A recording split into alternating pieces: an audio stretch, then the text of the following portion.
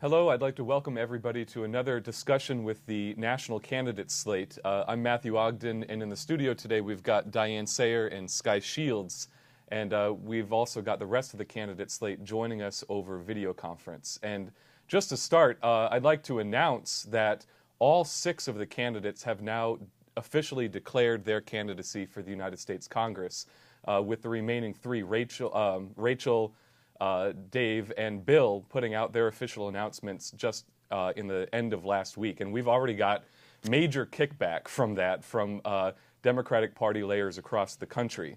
And it's a dramatic situation. I mean, we've got a virtual revolution in Greece right now. We've got Obama now exposed as having a newfound alliance with Al-Qaeda in Syria. And you've got an escalation against Putin in Russia with virtual death threats coming out against him in the mainstream press. And the point is the timetable towards war is escalating very rapidly, I think, as Helga LaRouche laid out very clearly in her international webcast this weekend. But just to start the discussion, I think to take up where Lyndon LaRouche left off on the Alex Jones interview last Friday, where he identified the determining question in this war that we're engaged in right now, the mentality of the American population and the utter lack of morality that we've now gained from 3 generations of degeneration. Yeah, it's clear that right now we're the only thing that's on the scene politically. Mr. LaRouche has been making this very clear in recent discussions. The Democratic Party has completely bowed out of the fight. They've refused to actually take up their responsibilities.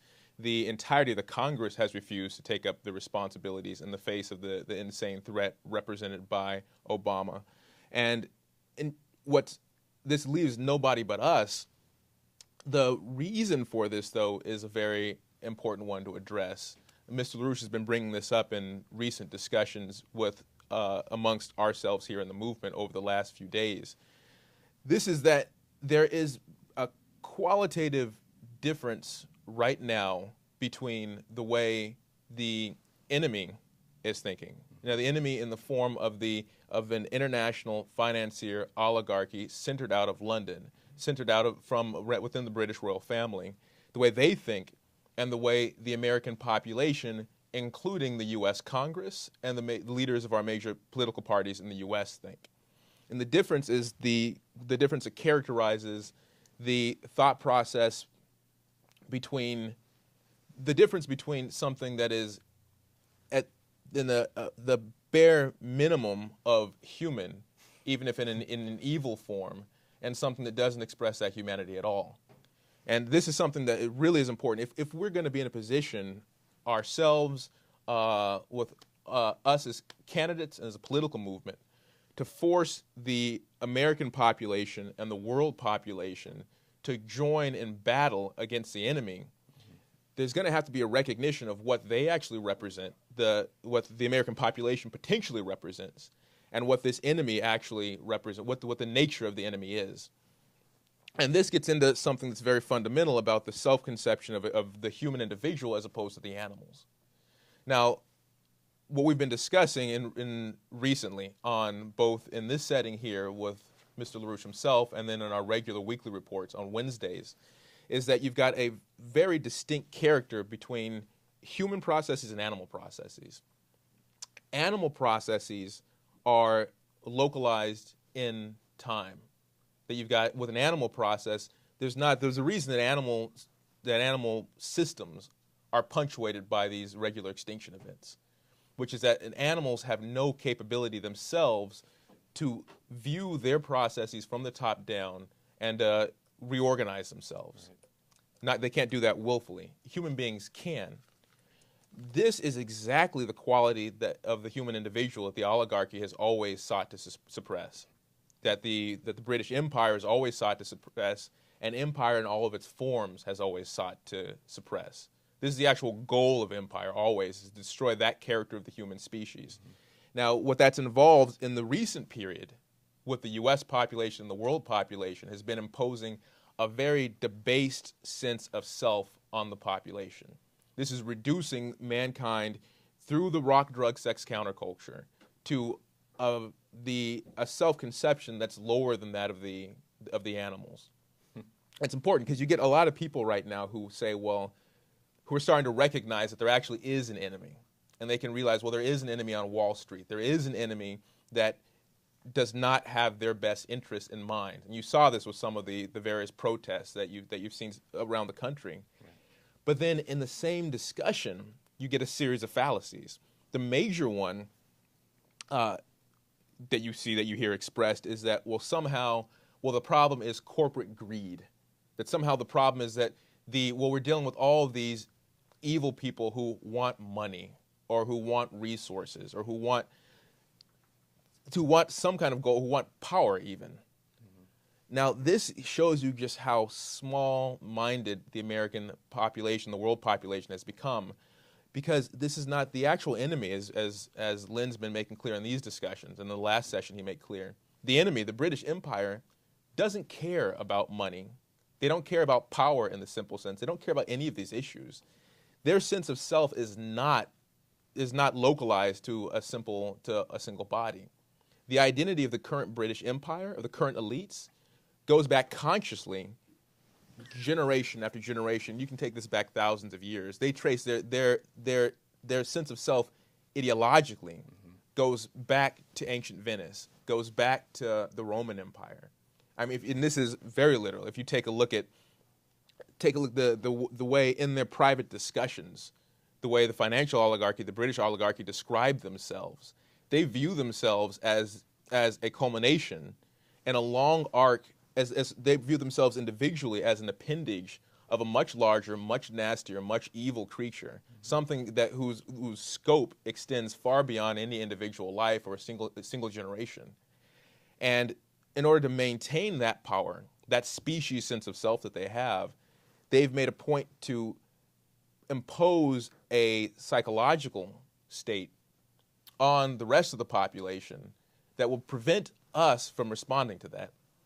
That is it possible to destroy, can you take a population, and I'll focus on the American population right now, but this will apply globally. Can you take a population and can you destroy their ability to identify with actual human history? Now, this is the equivalent of destroying, can you destroy the individual immortality of the human individual, which is only lies. If the human individual is incapable of identifying with the long arc of past history, incapable of identifying with the arc of future progress, then you are guaranteeing that you no longer have that immortal character of the human individual.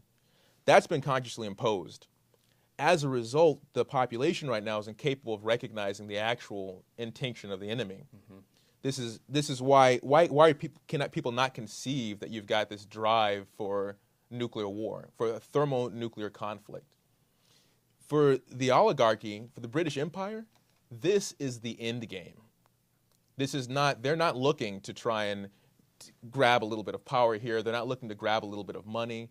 They're realizing that right now, with all the development you've seen throughout Europe, with the development you've seen recently financially in the U.S., the collapse of Greece, the collapse of various European countries, they're watching the meltdown of an entire system, a system that's been established over the last several decades. We are at the end of it. And this, for them, is the end game. They're willing to manipulate their puppets here in the U.S., to manipulate people like the President Obama, to manipulate their puppets around the world, and drive this thing to its complete end. They're willing to, we'd say, the après nous la déluge, the sense that after us comes the flood. Yeah. The view of the British Empire is that they're willing to sacrifice everything, including the lives of the American population, in a thermonuclear hell in order to try and to hope that they could crawl out of the other side and to maintain themselves to prevent the actual development of the human species into something sane. Now, because of that, because of the inability of the American population and the world population to recognize that that's a character of the enemy, we as a political movement, Mr. LaRouche as a political leader, and then this 6-candidate slate is the only thing left on the scene that's capable of thinking on the exact same scale. And we've got the responsibility now in the short term to bring the population, the world population as a whole, or at least a leadership, a certain core leadership in the population up to that same quality of thinking. To be able to think in terms of the immortality of the species, to think in terms of acting on that level, to counter an enemy that only exists on that scale. And if we can do that, we could eliminate the idea of the oligarchical principle, eliminate the idea of empire once and for all. If we don't succeed in doing that, then we face the elimination of the human species once and for all. Right. On this, I mean, what you're saying makes me this question of Greece, because one thing that's very striking, I mean, they just voted through this horrible austerity. I think they're laying off 150,000 government workers. They're cutting minimum wage or pensions or something by 20%. And then what you see is the people with the clearest conception of what they're up against are 89 and 90 years old. In other words, it's the people who fought the Nazis. One of the members of parliament who famously, when the Nazis invaded, climbed up on top of the Acropolis and took the swastika flag off the top of it. He's now leading the resistance now. And they're saying what is being done now under this austerity is worse than what was done by the Nazis. And I think this is a really important point for all of those squeamish, pathetic Democrats who objected when we put the mustache on Obama, because the issue and the metaphor was not what he has done, but what he will do in the face of an economic disintegration, that he is prepared to literally kill billions of people through a policy on behalf of his British Empire controllers. Which is exactly what you saw with the Nazis in their first incarnation. And that's Yes. This is no different than that. This is the exact same creature being launched here. The Hitler was as much of a figurehead as Obama is. Exactly. He was a tool that was used to accomplish a goal by the exact same financial interests. And this is something to get across to the American population, the world population. But you can say these patriots in Greece recognize this. Right. They intuitively, people who've seen this intuitively recognize this is the exact same creature. This is something that's worse than the specific Nazism. This is what, at the time we'd call the banker's dictatorship. But this is the oligarchy. This is the financial oligarchy, the international financial oligarchy centered out of London.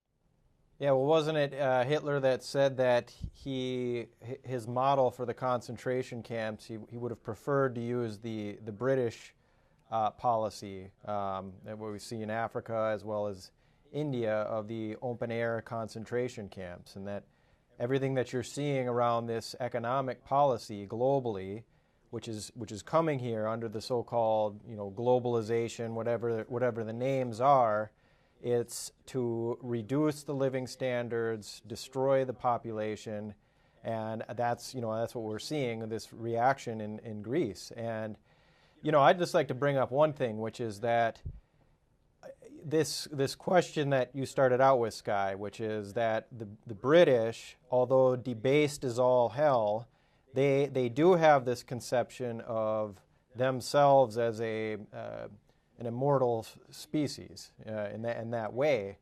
And oftentimes you'll hear people address that the U.S. Constitution and our form of government is the longest standing right now, but it's often from the standpoint that it's going down, right? Instead of it should be, look, the reason this nation has survived, the reason that this nation continues to function is that it's based on a principle. And it's based on those principles that we see in the preamble, the general welfare, posterity, sovereignty, that these are the principles that is required for mankind to exist in a real way, not this animalistic version that will go extinct, as has been brought up a number of times. So just to get that, we have to fight with the American people to say that's what the core is. This is what you represent as a nation, and that thinking in any terms less than that at this moment in time, and not fighting for that nation and the survival of those ideas, those fundamental ideas for mankind. If you're not going to fight for that, then we won't exist. No, and we can be specific on that. I think it's important because, look, this originally came up on the Alex Jones show. in the context of this, the question was, what do you think about Ron Paul? And even Alex Jones said, this guy's a man of principle. And the average American will tell you, Ron Paul, he's a man of principle. He's against the war. And the idea of principle is just being your stance on some issue, rather than saying, look, at this moment, we're about to lose the meaning of the United States itself, because the principle of the United States, in terms of scientific principle, was the principle of Hamilton. It was the principle of a credit system, the first system which was ever established outside of the rules of the oligarchy's game, which stretch all the way back to ancient Greece. If you're going to be against the empire, it's a question of not being slaves to the monetarist system. And the question now is, if this nation is going to continue to exist, it's only going to be because you fight for Glass-Steagall and the Hamiltonian National Bank and nothing else. And if you choose to say, well, I don't support that and I do support this, first of all, you're not a man of principle. Second of all, it's that very mentality. It's that very mentality of liberalism which the American population has adopted as their banner, which has put us in the position where we continue to lose the war against the British Empire, who do understand principle. So, in that context, you've got no Republican candidates. You've got the Democratic Party leadership deciding to buckle in the face of Obama. And it's only if we, as this six-candidate and expanding national slate, are completely relentless and uncompromising on the question that you are not qualified to be president of this country unless you fight right now and put your life on the line. In the same way that you see Putin and Medvedev, for example, putting their lives on the line right now in Russia for the question of the real meaning of this nation. Yeah, there's what you're saying is absolutely true, Matt, because there's no principle being expressed from either party right now. When the Democratic Party says that what makes you a Democrat is that you oppose Obama, is that you're for Obama, or what makes you a Republican is that you oppose Obama. You think about what the Democratic Party in principle was committed to under Franklin Roosevelt, the idea of not of parties, but of universal principles. Under John F. Kennedy, the idea that you're going to fight for the general welfare and the Constitution, the preamble of the nation. And this was a universal principle that actually organized a patriotic spirit of those who understood what the real enemy of our nation was. It wasn't, a blue team, red team, Republican Party, Democratic Party. Franklin Roosevelt, John F. Kennedy, as well as President Abraham Lincoln, George Washington, and others. These were true patriotic leaders, and they understood that the enemy was this oligarchical principle that sought to destroy the creative and productive progress of our nation and of human beings overall. And so, you have no sense of principle now, and most people, the population has become very liberal in their understanding of what real leadership is. They're saying, well, you don't really have a choice. You have Obama or you have these Republicans. Well, why are you choosing either of these guys? They offer no leadership. As a matter of fact, they're pushing policies that's going to kill you.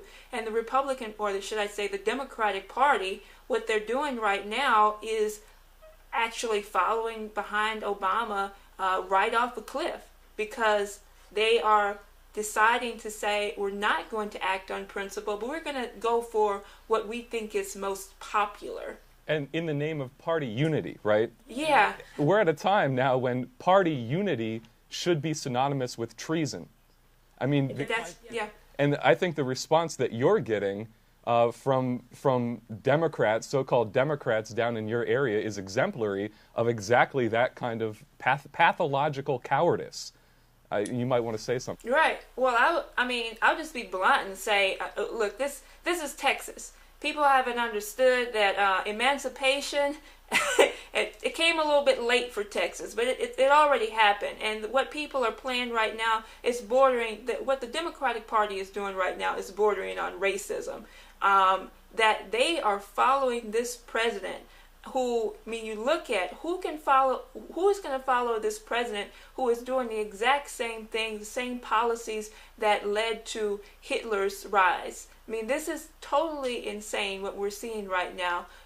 You have what the Democratic Party is doing in terms of their kickbacks against my campaign and against our national slate overall. You actually have a Stop Keisha campaign that's going on right now because they know they have nothing to offer. These guys are scared out of their minds, but I mean, they're acting in an interest of not Obama, but of an oligarchy because they don't really understand what the real enemy is and who they're actually fighting.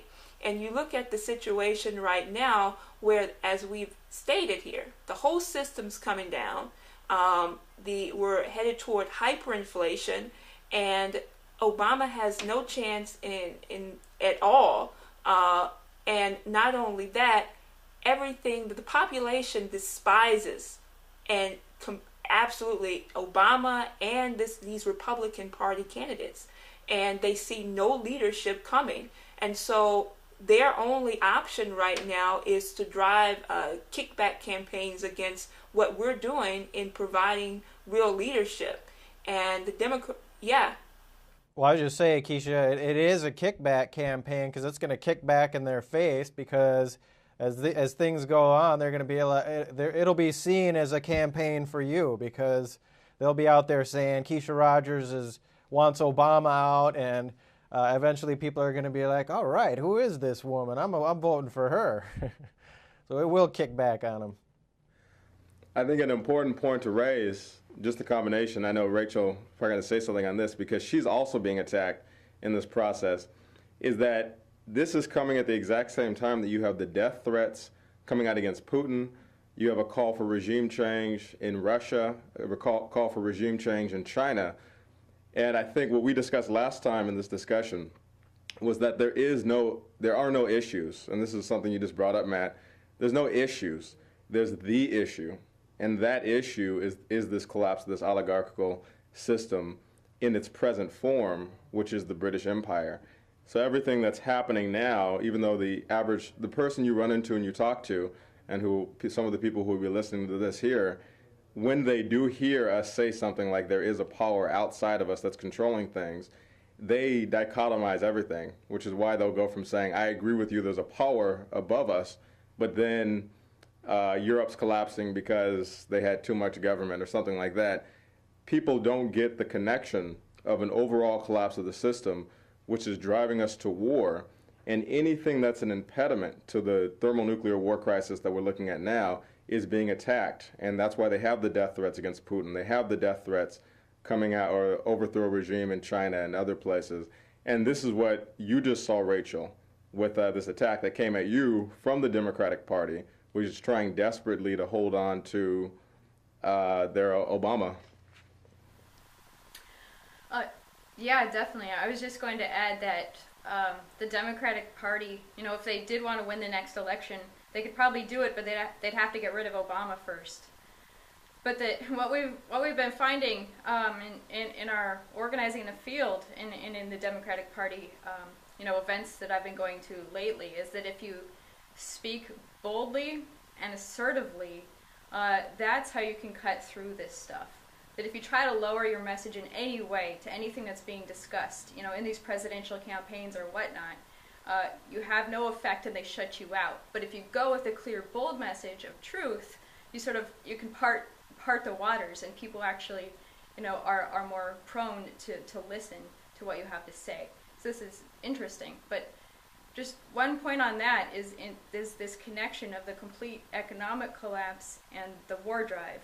Because as we began discussing with the two issues of, one, the Greek collapse, and two, Obama's new ally, Al-Qaeda, is that you're seeing that Obama is directly associated with every complete collapse going on the planet right now. One, in the funding of and promotion of state-sponsored terrorism within the borders of Iran by Mossad and whatnot, which is now being exposed on NBC. But also the fact that Obama is now joined with Al-Qaeda in calling for the overthrow of Assad. And that's on the war side. And then on the economic collapse side, when you see this complete austerity being pushed over the nations of Europe, well, Obama just appeared last weekend with Monti, the Prime Minister of Italy, praising Monti's economics, when Monti just said that young people in Italy who don't have a job, have a problem because they think that they deserve one job for their whole life.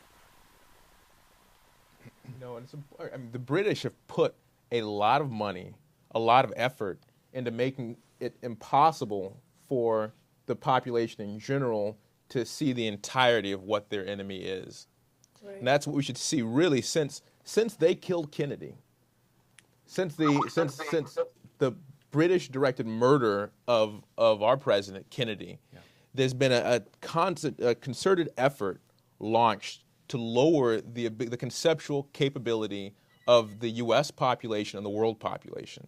No, and they're really explicit. I mean, I was just reviewing the writings of Theodor Adorno, one of the organizers of the Congress of Cultural Freedom, and he said, well, Bertrand Russell earlier had said one of the best ways to brainwash the population is repeated verses intoned to music. And then what Adorno says, music is not supposed to create goodness or to make you a better person, but it's a cry of despair about the suffering. I guess it's being human is a suffering state to be in. It's wretched, according to him. And so that he literally intended that people would be disassociated from what was even happening to their own person.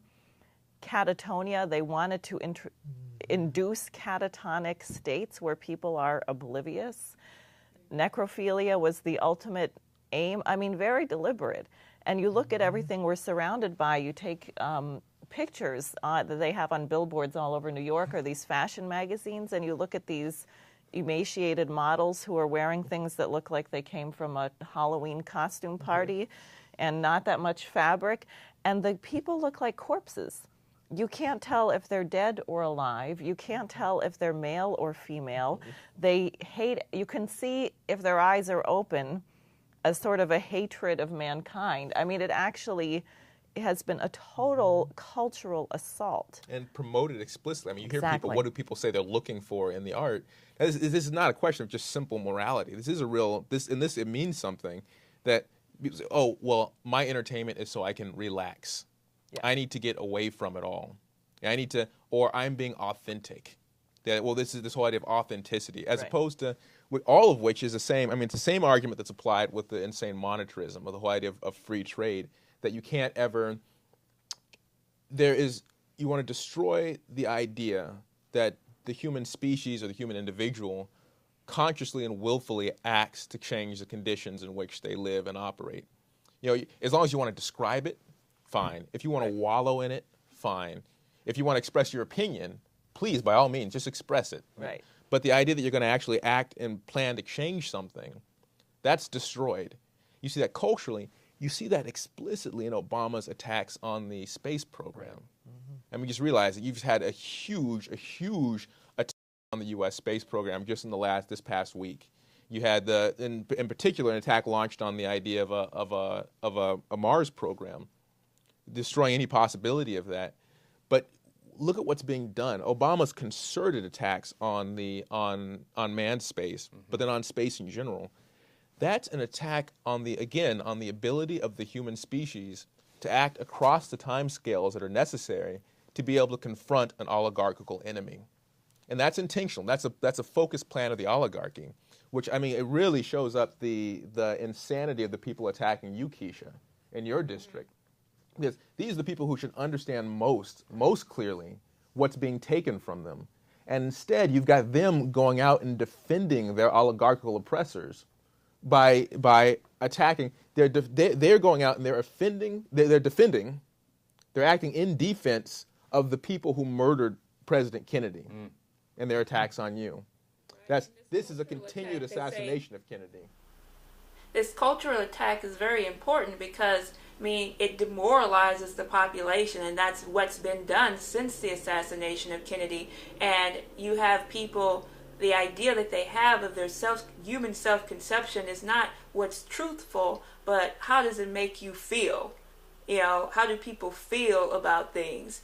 And how do you feel about the space program? How do you feel about what's going on?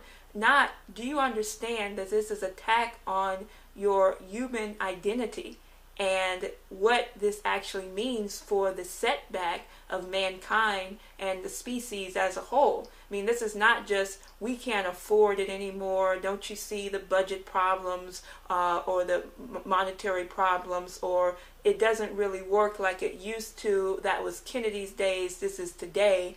And you don't have a mission in the population any longer, because that's what's been ingrained, that people have no sense of mission, no sense of a real science driver, and what the next leap for mankind has to be for the human species to be able to not even just sustain a certain baseline of development, but to actually go far beyond that. And the only way you're going to do that, and most sane thinking Americans and patriots, scientific leaders, know that we have to go to the moon. We have to colonize the moon. We have to colonize Mars. It's not an option. It's not something about what's your feeling state about it. This is what is the necessary step for mankind's development. Yeah, I think in particular this idea that Mr. LaRouche developed of how the British monarchy does have a certain peculiar type of morality struck me. The fact that they do have a certain sense of immortality, which is lacking in the general population, I think is going to be a very key idea for people to understand if they're going to fight to destroy their actual enemy, which means fighting for the sovereignty of this nation once again. Because it is the case that the British Empire does not embody the same type of liberalism that they've given to the culture. I mean, there's this. People probably remember that I think it was Prince Harry showed up a couple years at a Halloween party wearing full Nazi regalia and just kind of laughed about it. They don't have the same qualms about popular opinion and these types of things. If you pay attention to people like Prince Philip and his racist humor and this type of thing, but no, they've actually, the British Empire has put an enormous amount of effort into destroying any sense in science of the idea of purpose.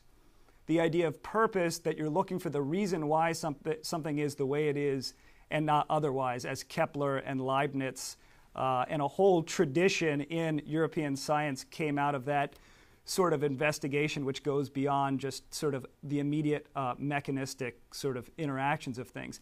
And then, of course, in art, with the CCF, as Diane was mentioning, the idea that there are any principles of art which are capable of being the basis on which you uplift the morality of the population. They've just put, like I said, an enormous amount of effort into scrubbing that out of the identity, the idea of the future and a fight for the future. So that's very important that the population sees right now, so that they go beyond just fighting what they think are sort of the immediately most important things that they're just sort of reacting to, like Obama.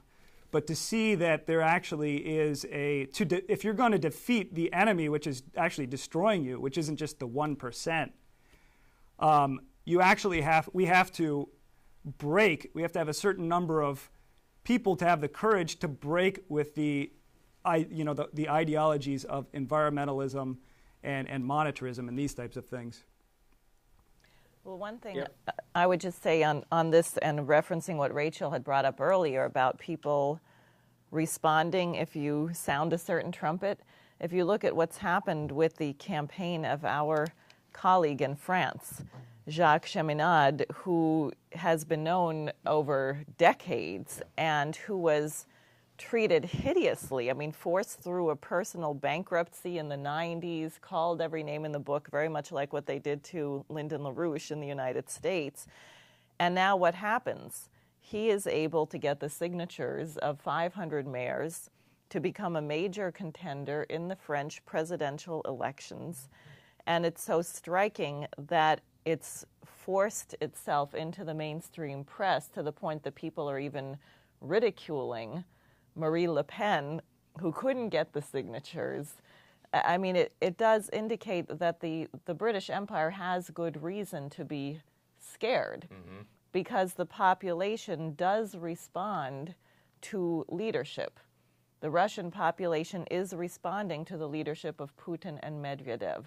The population in France is responding to the leadership of Jacques Cheminade, and the American population are responding to the leadership of LaRouche and the Slate, and therefore they're really in a terrible pickle about how they're going to stop us. And their best ally is popular opinion.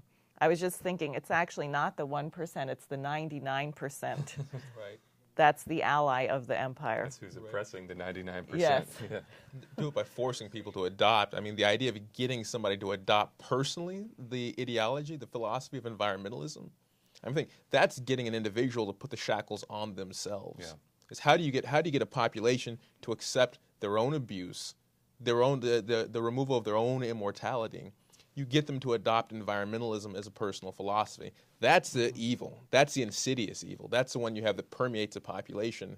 That if you don't destroy that, you will not be able to get a population to rise up in their own defense, to act as a unified form, and not some kind of just wild populace, Right. mob rise up, but to recognize that you as an individual potentially represent something that's immortal.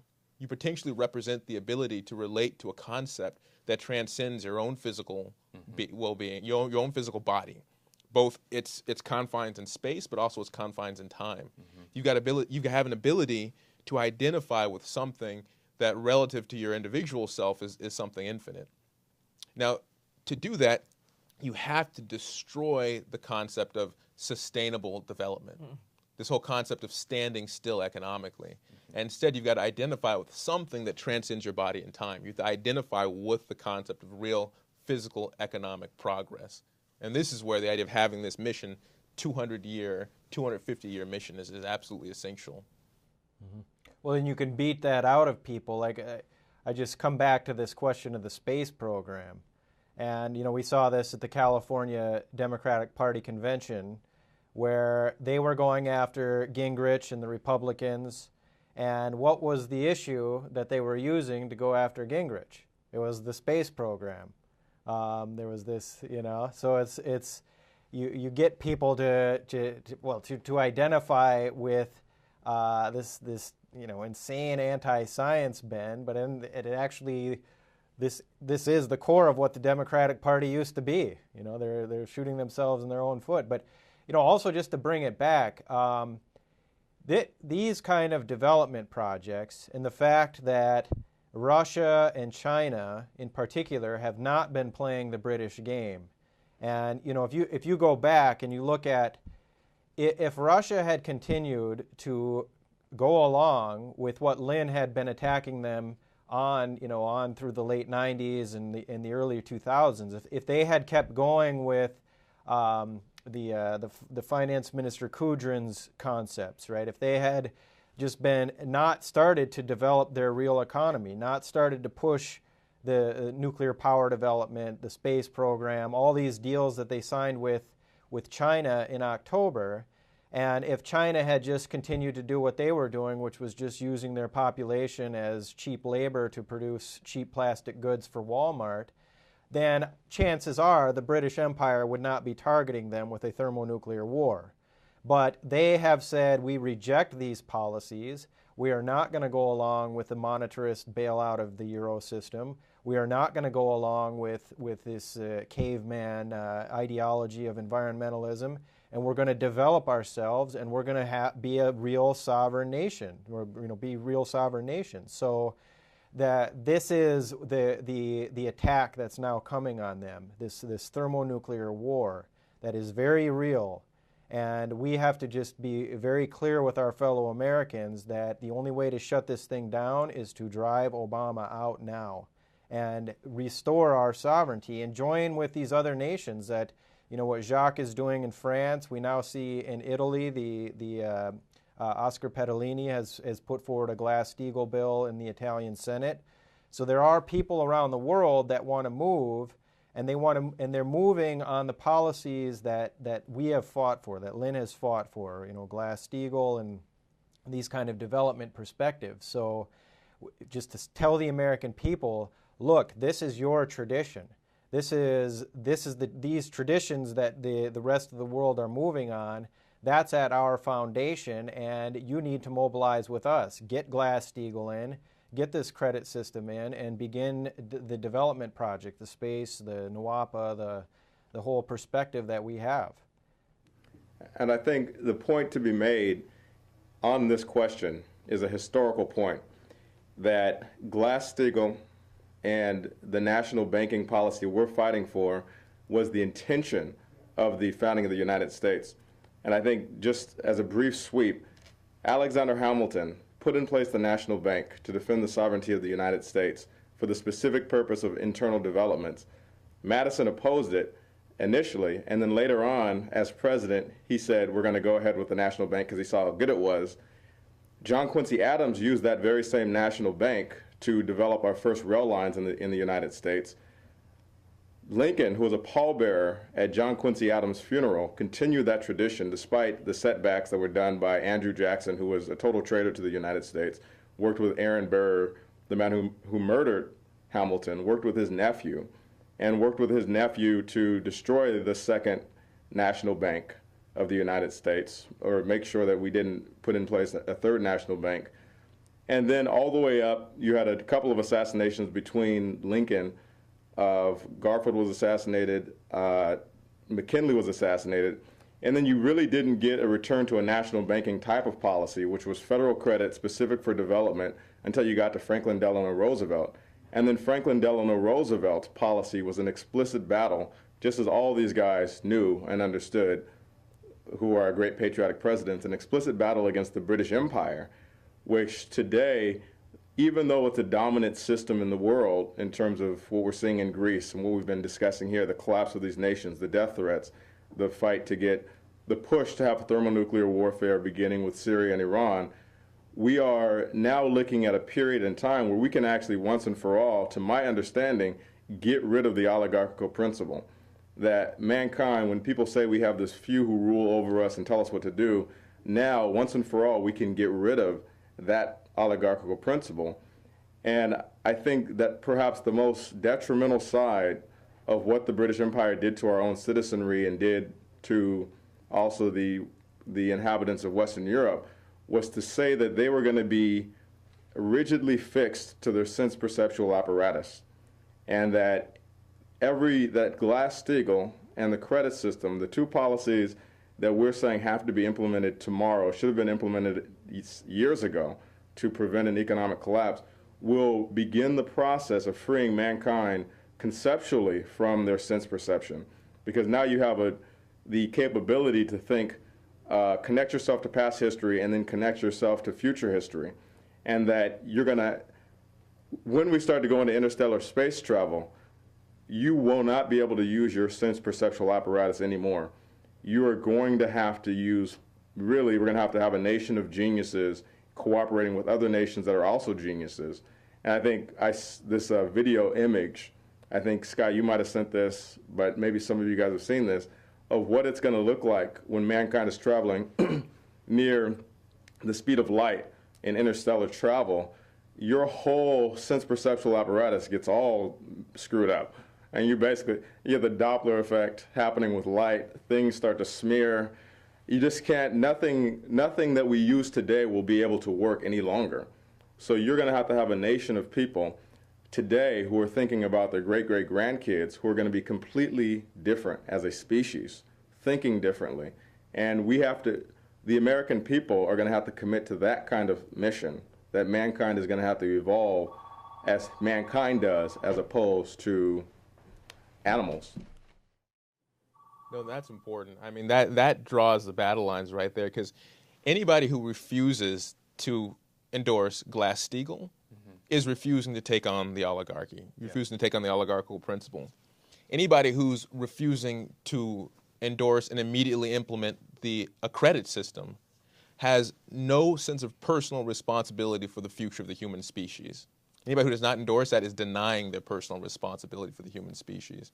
And anybody who refuses to eliminate Obama is not serious about delivering a blow to the British Empire right here in the here and now. That gives you a very clear line across which you either stand on the right side, you stand on the side of humanity, or you stand on the side of the oligarchy.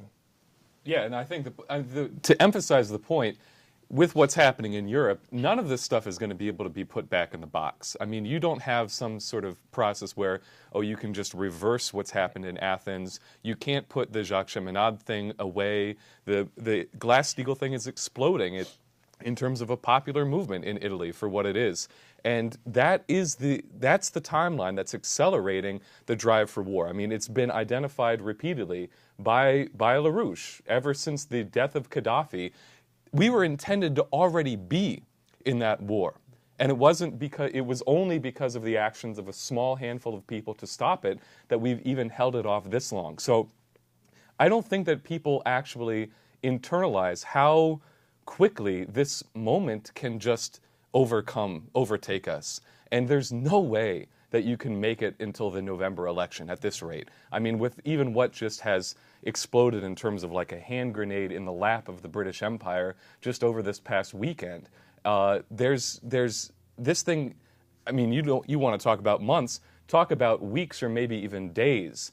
At this kind of moment, I think, as you were saying, it's pure endgame. It's not just sort of like, can we just kind of navigate this strategically to sort of as a politics kind of thing. Anybody who's thinking in those terms is going to get themselves killed, and they're going to probably risk the death of the vast majority of the human species. Yeah, I think that we have to have that kind of courage, that we know that we're putting our lives on the line. Anybody who decides to join us in this fight is going to put their lives on the line for a much higher principle. And that's a good thing, because these guys, I guarantee you, if they knew, if they have an inkling of how beautiful of a future we could have if we won, then they're going to fight tooth and nail to make sure that they can stop us. However, we're smarter than they are, and this is the point that's repeatedly put out. We actually have a closer connection to real science than the oligarchy does, and that puts us in a good position. Yeah, and I think it goes back to this principle that if the American people and those who were on the opposite side of the oligarchy had as much passion about fighting for their human interest, as Mr. LaRouche has made clear, and for the interest of the progress of mankind, and if people didn't get caught into the popular opinion and liberal views, then we can actually win this war against this oligarchy, because that is the ultimate aim, is to actually give mankind the type of future and direction in which it is intended for the types of scientific upshifts and development for human progress which is necessary, which identifies the true beauty of our human nature, human existence.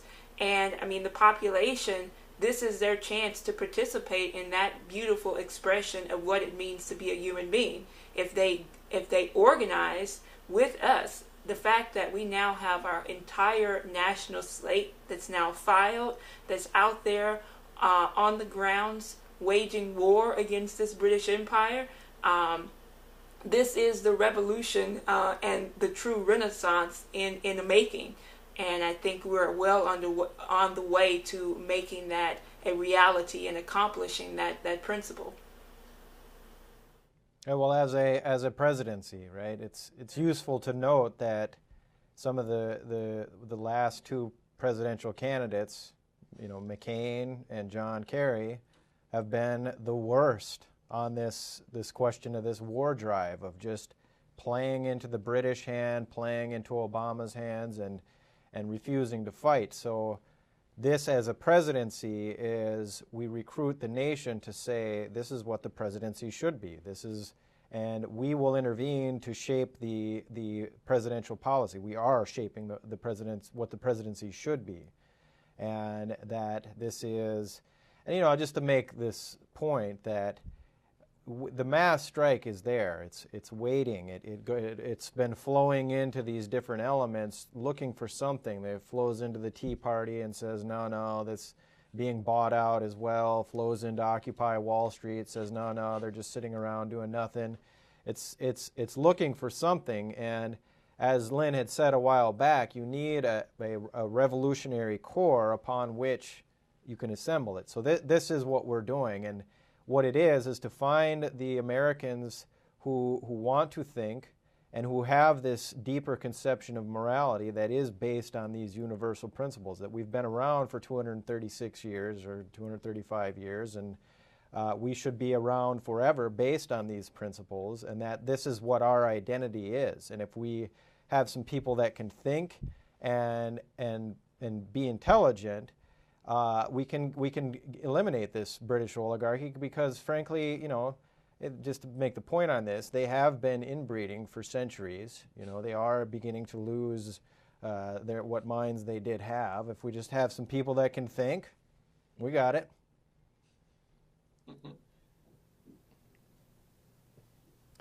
Well, I think we'll see. I think we'll see a lot of response. The point has to be to intend to get under the skin of the American people, because we're going to lose this if we don't address this problem. I mean, if people continue to insist that, it's the masses who are virtuous somehow, and the enemy is just greedy and short-sighted and so forth, and refuse to recognize that, in fact, the reason why we continue to lose in the face of this empire, the reason why it still exists after 2,000 years, is the problem it's the other way around. It's the problem that there is a sense of the immortality of the oligarchical species, an aristocratic responsibility to the maintenance of our race, which is a higher meaning of the life of a member of the British royal family, for example. And the American people can't see 6 inches in front of their nose. They cannot think in terms of multiple generations. And this, even though is historically embedded in the tradition of the American Republic, it's there in terms of, it's there potentially in the bones of the American people. It's not going to erupt by itself. It's going to require the leadership which says this and says, I personally am going to break these chains of just slavery to popular opinion and trying to please the person who's sitting in front of me, rather than saying, this is what your problem is, and we're going to lose this war unless you change. I think that might be a good point to end on. Yeah. Let the audience think about that. Okay. So I think we'll come back in the same format next week, and we'll be doing a lot between now and then. So thank you, everybody, for watching.